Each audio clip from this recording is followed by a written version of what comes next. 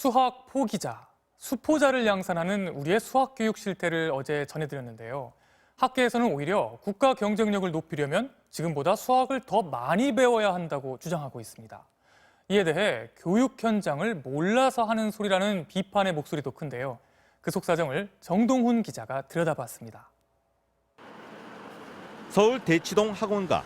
한 곳에 서서 둘러보니 눈에 들어오는 수학 전문 학원만 6곳입니다.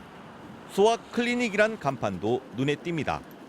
클리닉이 병원이잖아요. 그러니까 수학을 못하는 거는 병원 가서 고쳐야 된다는 의미가 일상적으로 그냥 쓰이는 건데 우리가 수학을 못하는 걸 병으로 보는 건가, 우리 사회가? 학원 시간을 기다리며 커피숍에서 공부하는 학생들. 한두 명 빼곤 전부 수학 문제만 풀고 있습니다. 일단 수준이 쓸데없이 높은 것 같아요. 너무 깊게 배우고 범위도 너무 넓은 게 아닌가. 학생 학부모들은 지금도 수학이 너무 배울 게 많아 힘들다고 하는데 학계는 더 많이 가르쳐야 한다는 입장입니다. 지난 2014년 교과서에서 빠진 행렬도 다시 넣자고 주장하고 있습니다.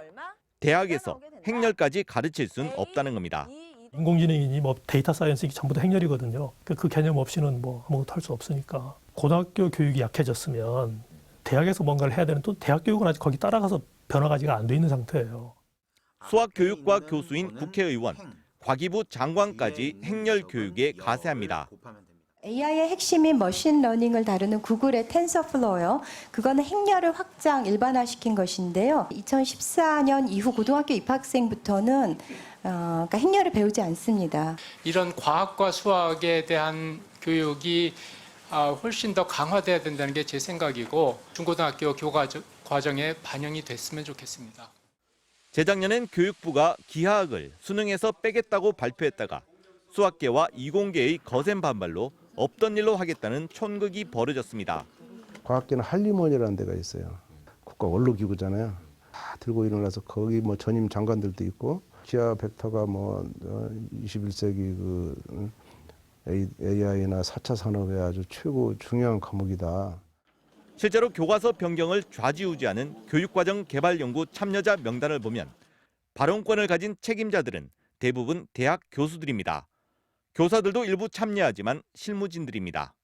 교수님들이 말하면 교사들이 좀 거기에 발언권을 가지지는 못하는 거고 팀장 교수님의 의견에 따라서 교사들이 움직여주는. 이렇게 한국 수학 교육을 결정하는 수학계 교수들은 수포자 때문에 수준을 낮춰선 안 된다는 입장이 확고합니다.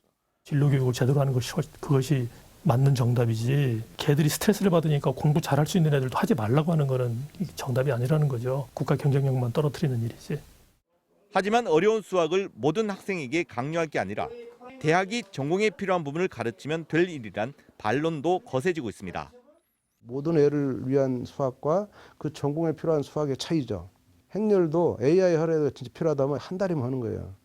그거를 모든 대한민국 고등학생 50만 명이 다 할 필요는 없다는 거죠. 초중등 공교육 수학은 누구를 위한 것인지, 그래서 뭘 얼만큼 가르쳐야 하는지, 학생, 학부모, 교사들의 생각까지 다양하게 반영되려면 현재 수학 교수들이 중심이 된 결정 구조를 개선해야 한다는 지적도 나옵니다. MBC 뉴스 정동훈입니다.